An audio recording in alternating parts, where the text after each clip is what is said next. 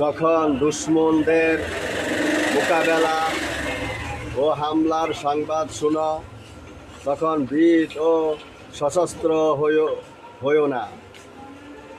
আল্লাহর উপর পূর্ণ ভরসা এবং পুরাপুরি আস্থা রাখিয়া নিজেরা সম্ভব প্রস্তুতি গ্রহণ করো এবং ভয় শুধু এই বিষয়ে রাখো যে আমাদের দ্বারা কোনো কাজ যেন মালিকের মসজিদ খেলাফ না হইয়া যায়, কেননা আসল ধ্বংস ইহাই, যাহা দুনিয়ারও ধ্বংস এবং আখেরাতের ধ্বংস তো বটেই। তাহাকে ছাড়া আর কাহাকেও ভয় করার কারণ নাই, কেননা অপর পক্ষ ইহার বেশি তো কিছুই করিতে পারিব না।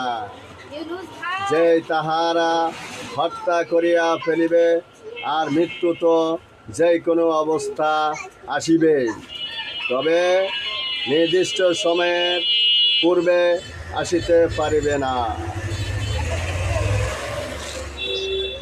বাস্তব বাস্তব কথা বলেছে নাকি? মৃত্যু যখন আসিবে সমমতে আসিবে নাকি? আগে আসবে না, পরে আসবে না।